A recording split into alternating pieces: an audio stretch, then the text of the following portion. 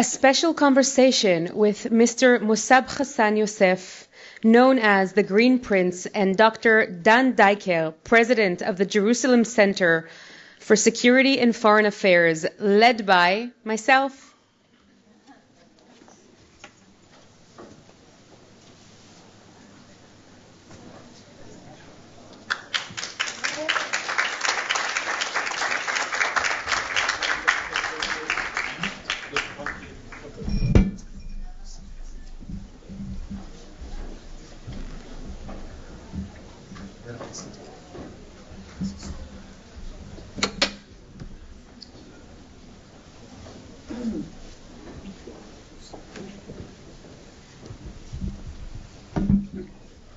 Thank you so much for joining us today. It's an honor and pleasure to have you here.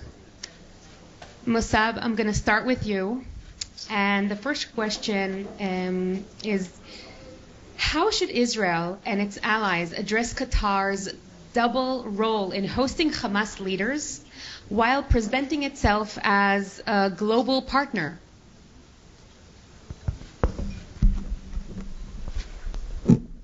First of all, good afternoon, everyone. Hopefully you're not bored to death. Now we're not. Okay, sounds good. I don't want to add to the boredom. I wouldn't be comfortable sitting in a room where so many politicians, ambassadors, especially European ambassadors, coming to tell us what to do. I heard some crazy stories. Is it only Qatar playing the double game? Oh no, the whole global world, but I'm now talking specifically about Qatar because now with everything that's happening and the fact that they are hosting Hamas and at the same time they are sort of presenting themselves as partners in peace talks and trying to bring back the hostages. How do you see that? So basically they are the arsonauts who start the fire, then pose as the firefighters. They create the problem so they can provide the solution. This is how they get their significance. They're buying everything. They manage somehow to buy the World Cup. This is Qatar. It's a corrupt monarchy, you call it, that is sucking Earth's natural resources and weaponizing such things against the globe. They are competing with Israel. Qatar is competing with Israel, but not by creation, by buying. Mm-hmm. And this is their game. They don't care. I said this from the early beginning of the war. In fact, I said this from day one. I said, assassinate Hamas leaders on the Qatari soil. Millions of people watched it. Everybody was critical of it. It was too much, right? Now it came too late, a couple of years later. And it looks like we missed this time. Hopefully next time we won't miss. As long as they host Hamas there, Hamas leaders, and I know some of them personally, very dangerous people who orchestrated October 7th, who destabilized not only the region, but the globe. They should not be sitting and feeling immune to assassination. At least now they know that it's coming and it's near. For Qatar, let them do whatever they want to do. They are responsible. They are complicit. They are partners in the crime. And in my opinion, not only Hamas should be punished, also Qatar somehow should be punished for being complicit with terrorists who orchestrated October 7 massacre that led to the destruction of Gaza as well. So you say that behind scenes they were supporting Hamas all along and then played being partners and trying to get back the hostages? I mean, obviously. I think there is no one in this room who would disagree with this. This is the reality of the Qatar involvement. But of course, their money, when they have such influence, this is what is called in Islam financial jihad. The Muslims And listen to this, it's very, very important to understand, so to see the dynamic of the Muslim play. There is physical jihad. This is the jihad by the means of the sword.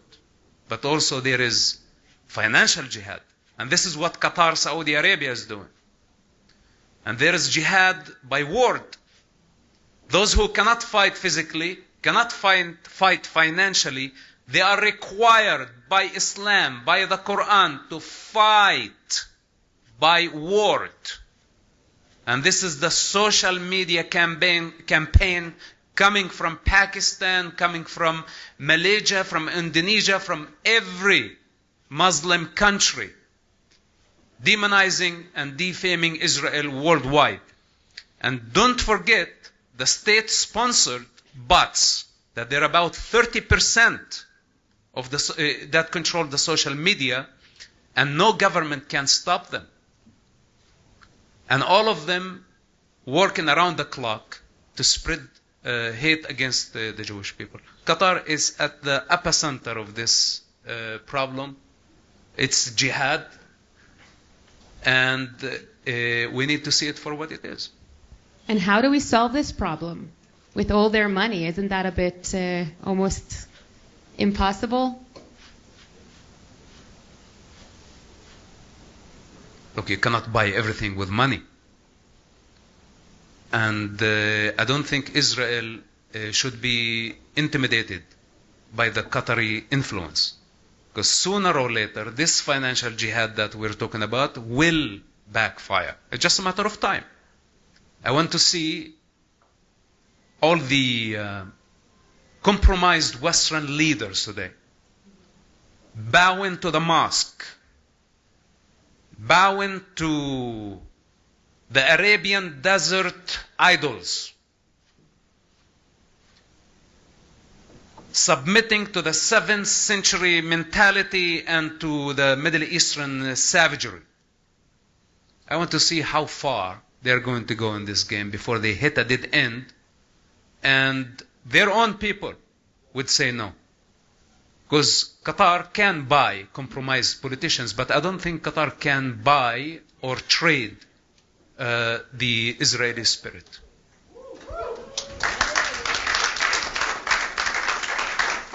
One last question about that. Trump being close to Qatar now in different relations, do you think he really knows the real truth? Is he just playing a game? This one, I really don't know. I don't think anyone has an answer for that one. Thank you. We will figure that one out. Dan, after Israel's strike in Qatar, what consequences do you think it will have in our regional Arab partners, if we can call them that, or with the Abraham Accords? Well, first of all, let me thank you, the Jerusalem Post, and the audience for joining us until the wee hours of the morning here. And to say it's an honor to share the stage for a minute or two with my dear friend Musab Hassan Youssef, one of the great moral voices of this moment and of this era.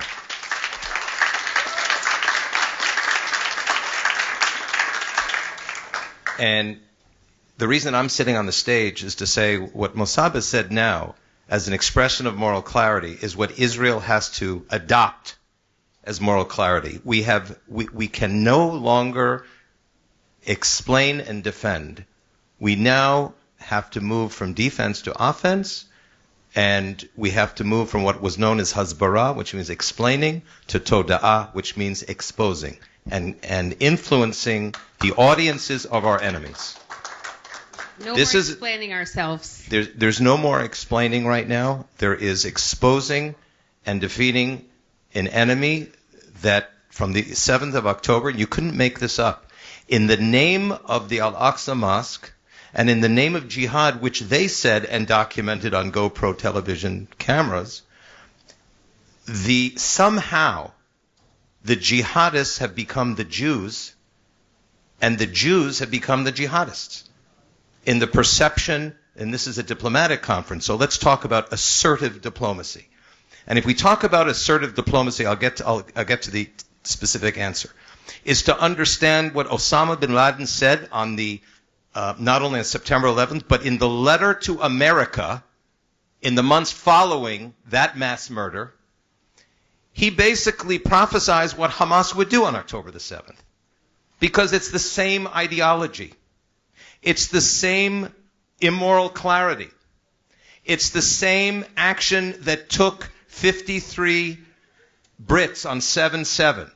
It's the same action that took well over several hundred Spaniards in 2004, and in Bali, and in Belgium. It's the same war. It is jihad we are facing.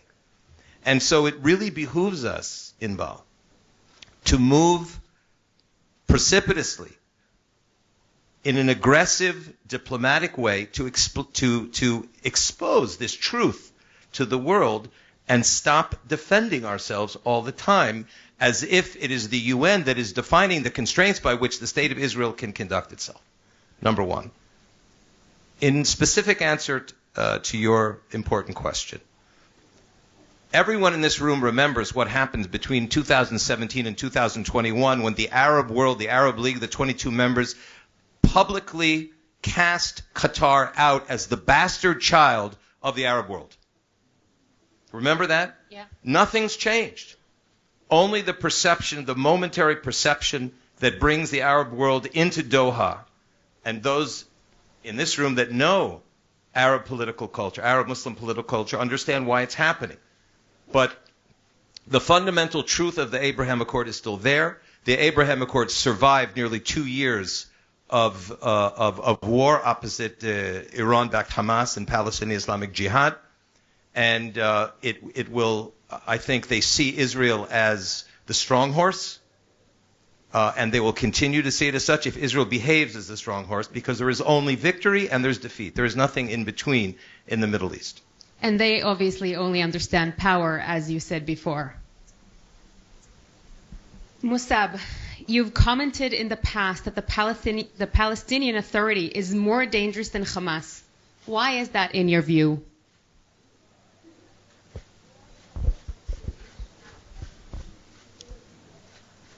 They are all part of Palestinianism,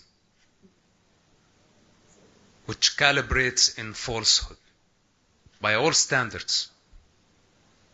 Take for example, on October 7, Hamas opened war or declared war on Israel. On October 8th, you expect from the peace partner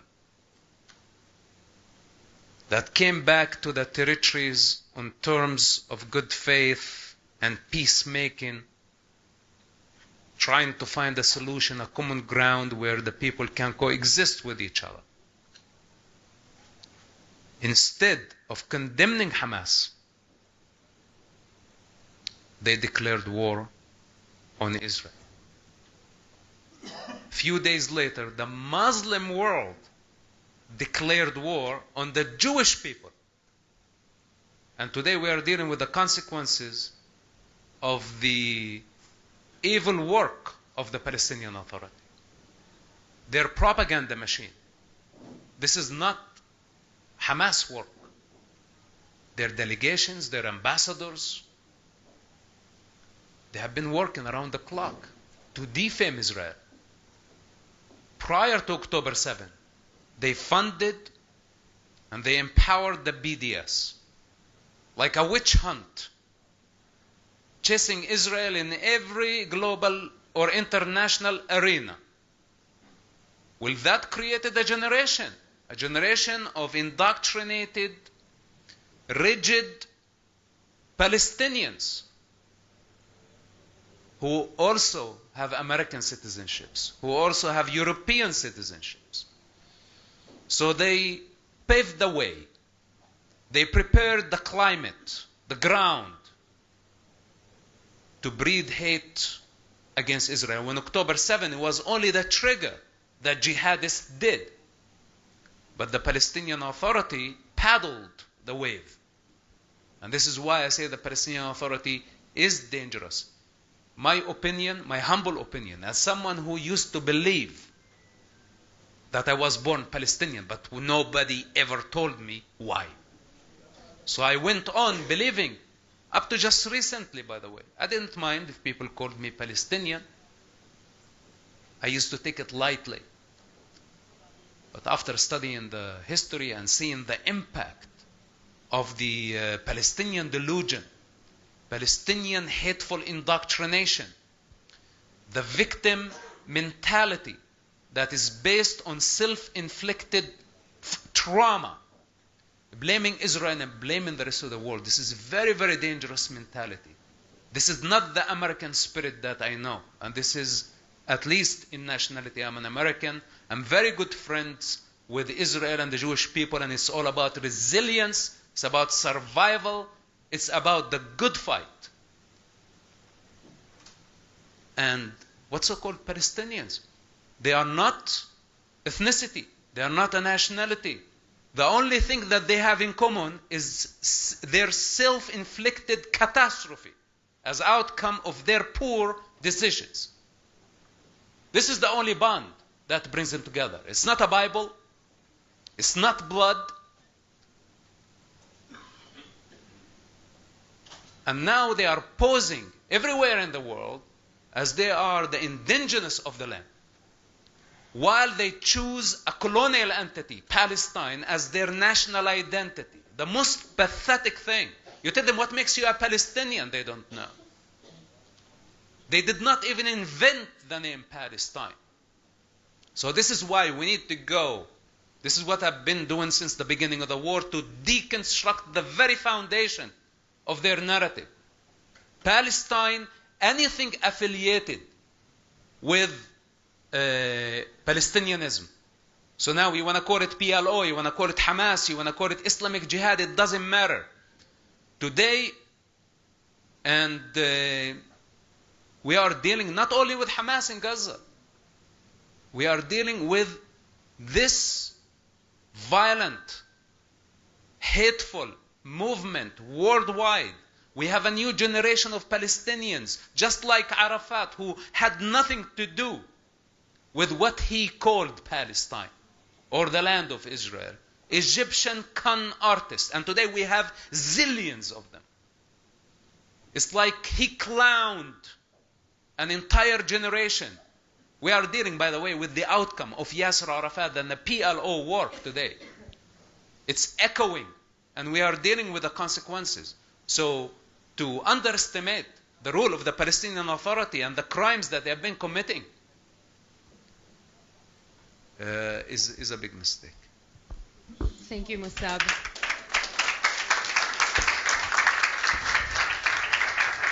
Dan, this question is for you. What challenges will Israel face now that the UN voted to recognize a Palestinian state? I think the challenge is not really for Israel, it's really for Europe, because what Europe has done is to shoot itself in the head by recognizing whether it's a PLO or it's, according to the Palestinian polls, it'll be another Hamas state in the hills overlooking Ben Gurion Airport. That's the geographic location that Amir Avivi talked about a little bit earlier today. We talk about a prospective Palestinian independent sovereign entity. It would be essentially a shot in Israel's heart, because it would be impossible to defend the country. But what the Europeans have done, along with 17 other countries, as well as the Arab League, led by France and the Kingdom of Saudi Arabia, is to essentially support enthusiastically Hamas's jihad. And so 1,650,000,000 Muslims are watching very carefully, and those most radical and extremist among them are seeing whether jihad actually works. And at this point, by electing to support a Palestinian state, it's a grand prize to Hamas, grand prize to Bin Laden, grand prize to Al-Qaeda, grand prize to Nusra, grand prize to all of the jihadists around the world. And in my estimation, I'm interested more to hear what Mossab assesses about this. It will unleash a massive wave of terrorism across the West because they see that it works. Which is sort of a continuation of October 8th. It's October 8th is the fusion between kinetic terrorism and reputational terrorism. And in that sense, yes, absolutely. Mossab, what do you think? I think it's a...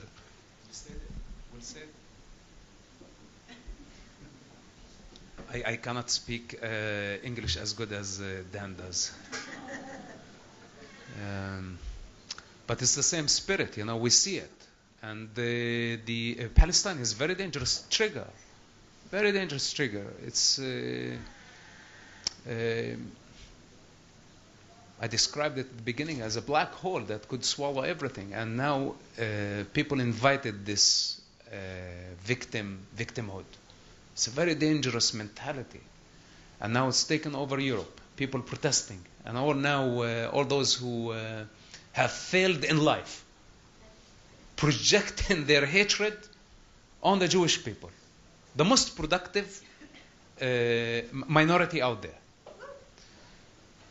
It's like literally chalking their own lifeline. And they just want to applaud the angry mob. And the movement is growing. So they invited now Palestine to their backyard. It is going to fire back at some point. My expectations, a civil war at some point in Europe.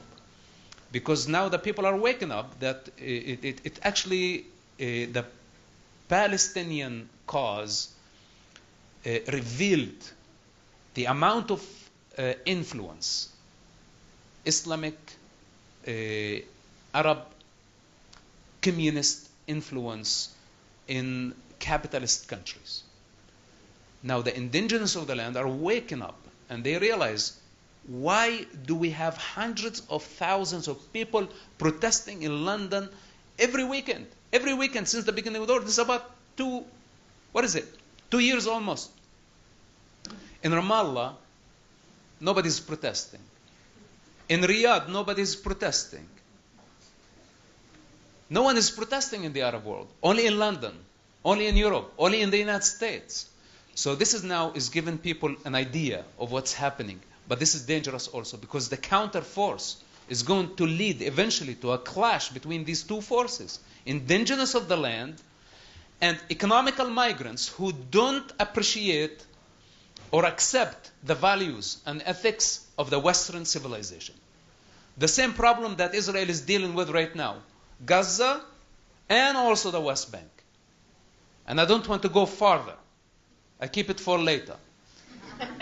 So this is the reality, and at some point they will have to realize that separation is a necessity. And if they don't separate, then the clash will continue for eternity. And Mossab, as a U.S.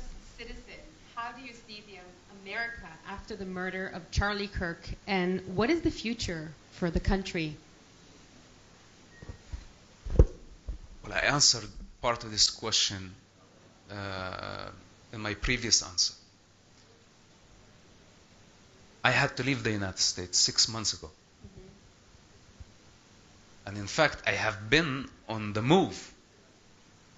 I don't want to say my entire life, but at least I had some downtime where I was able to sit in one location for a few months without being assaulted or harassed or chased by maniacs who don't actually know who I am. And today, it looks like I cannot even stay in one city for more than a few days. So this has been the reality on campuses. It was very, very ugly, especially the first year of war. And I saw it coming. I saw it coming. It was very, very dangerous place. So what happened to Charlie Kirk is not, I was not surprised. In fact, I'm afraid that things are going to roll towards. The divide is huge. The divide is huge. we have the communists and Islamists, two opposing forces, and now they are pairing. And their goal is to change the world order. They are aiming at the United States. They are using the social media, and the United States looks useless, incapable of stopping this flood coming from the East to sabotage the American social fabric, to divide the country, and to work on the differences. And by the way, Palestine as a trigger has worked for them very well in the last 2 years. And now they're still manipulating. Even some of them accuse Israel or the Mossad of assassinating Charlie. And people believe in all these conspiracy theories. The situation is very dangerous. The truth is buried. People are not concerned of truth. It doesn't matter how much we tell them that what's happening in Gaza is a crime committed by Hamas when they weaponize civilians for global sympathy, and most importantly, to delegitimize Israel. And they succeeded. But nobody is willing to listen now because they took sides. And now it's very hard for them to take a step back and say, we apologize, we were wrong. They are so egoistic to admit that they are irrelevant to the conflict, and they are playing only as useful idiots who have been fanning the flames of conflict, and children on both sides have been paying the price. They don't want to humble themselves for a moment, and I'm talking about celebrities, influencers, clout seekers. Everybody's profiting from the conflict. So why do they want it to end? So this is the reality of the United States. And if they underestimate, I said, and I say again, outlaw everything affiliated Palestine. The PLO was a terrorist organization just a couple of decades ago. Do it again. This is what I want from my country. I don't want anything Palestinian. I don't want to see keffiyehs. I don't want to see Palestinian flags on the American streets. When I left Ramallah and the darkness of such society, a death culture, a rape culture, does not respect women, cancels women, want to kill all the Jews, triumphs when a suicide bombing attacks hit Jerusalem or Tel Aviv. It was a triumph for the people of Ramallah, for the people of Gaza. I left this sick society and migrated into the unknown, not driven by any desire that America would give me. I just needed my freedom. I left all my comfort, all my security behind me. And when I now arrive to the United States, I have pro-Palestine Palestinians, a new generation of self-righteous Palestinians who never been to Palestine,